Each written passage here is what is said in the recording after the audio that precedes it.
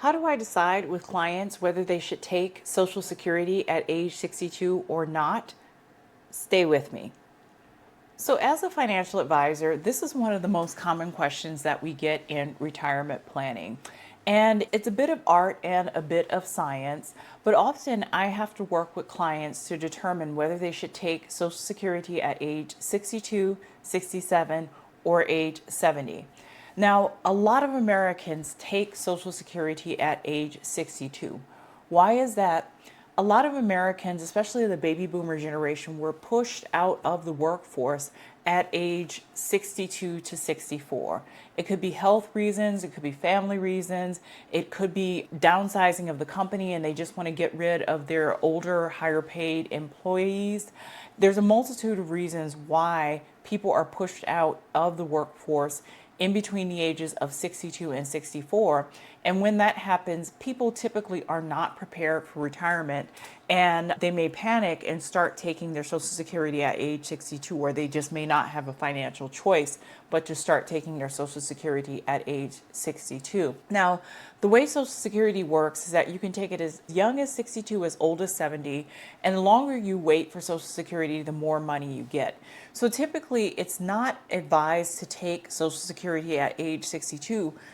But I understand that some people, for a multitude of reasons, just cannot wait until age 67 or age 70 to start taking their Social Security. Now, the good news, or maybe the not so good news, if depending on how you're looking at it, for Generation X and Millennials and Gen Z, I think that there is a change underfoot in terms of age and working career. Basically, as a society, people are going to have to work longer in order to keep American society going. We just don't have the demographics and the birth rate to be able to have people retiring in their early 60s, or have employers to be that picky and that discriminatory to say you're 62 and you're out. I do think over the next 10 to 15 years, we're going to start seeing more mature, older employees in the workplace, and we're going to start seeing the age of retirement tick up.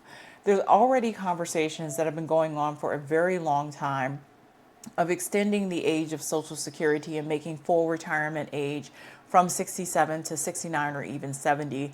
As financial advisors, we've known that this conversation is going on and this is probably going to happen.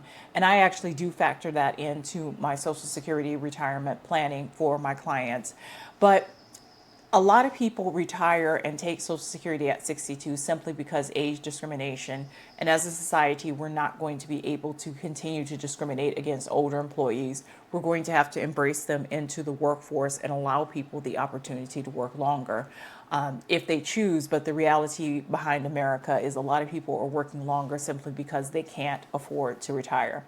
So when I'm talking to a client, one of the things that I ask them if they want to start taking Social Security at age 62 is, do you plan on continuing to work? Some people know, but some people don't, that you cannot start taking Social Security at age 62 and work and earn basically a regular income. They will heavily tax your Social Security in that situation. You can earn some income, but it's a very small amount. I think it's for a single person, it's under $20,000 or something. And most people who are out working full time are earning a lot more than that.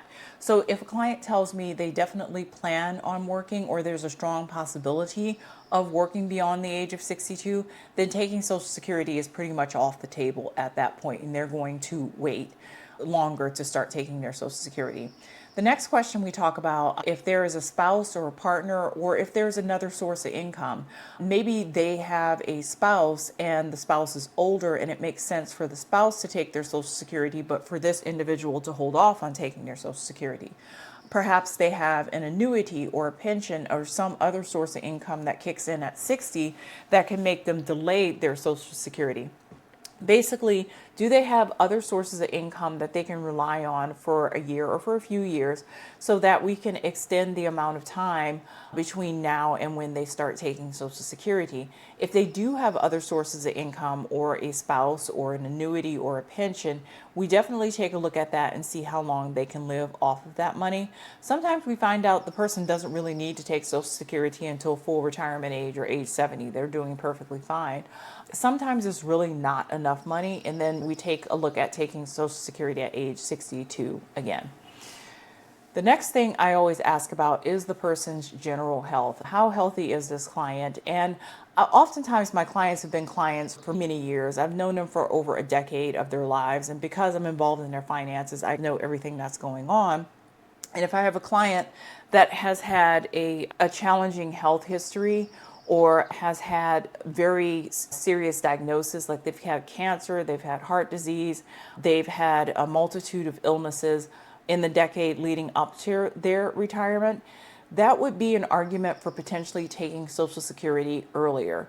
Reason being, if a person has very serious health diagnosis leading up to retirement, odds are that their life expectancy may be shorter and they may not live until their 90s or even into their 80s. But if the person is fit as a fiddle, doesn't have any major health diagnoses or doesn't have very many major health diagnoses, isn't on major medications for anything or is only on a handful of medications and their condition is really well managed.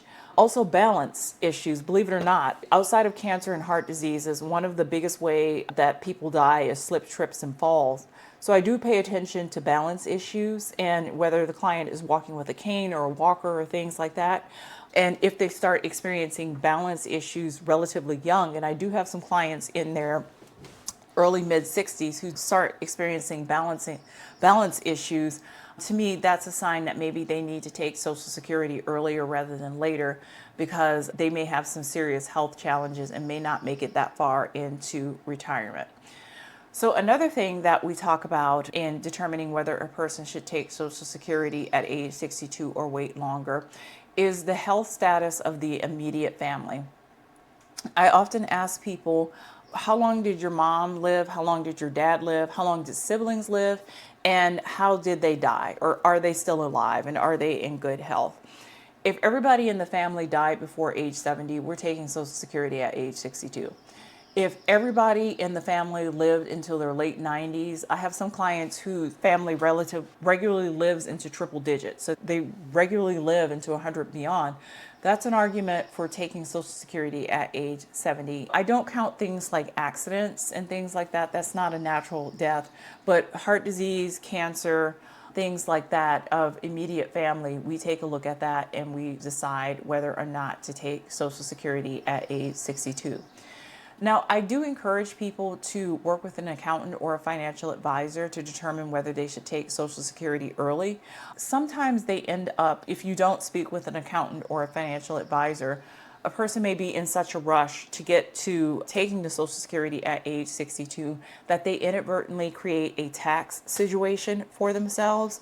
And they could have delayed taking Social Security and spent some of the money in, let's say, a traditional IRA account, so that later on in their retirement, they didn't have to worry so much about required minimum distributions and the taxation issue going on with that.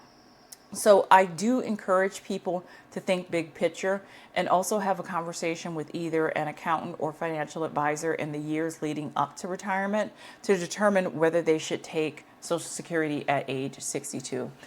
Typically for my average client, and this is my average client, and I realize that my average client isn't necessarily the average American. My average client tends to be more affluent and they're working with a financial advisor, wealth manager for obvious reasons. I typically advise people not to take Social Security at age 62. I know there's been a lot of controversy around Social Security and there's a lot of concern about whether Social Security will exist in the future. I'm assuming that Social Security will exist in some form in the future. I think the rules around Social Security will change, but I think the rules changing around Social Security are going to impact people my age, maybe a little bit older and a lot younger. I don't think it's going to impact baby boomers and people who are on the cusp of retirement right now. I never tell a person to please start taking your Social Security at age 62 because it may not be around. That to me isn't solid financial advice, and that's setting up a client potentially for problems later on in retirement. So there you have it, some factors that you can consider in whether or not to take Social Security at age 62. Once again, I really encourage you to speak with an accountant or a financial advisor before you make the ultimate determination to start taking Social Security. If you have any comments, leave them in the comment section. And if you found this information useful, please share and subscribe.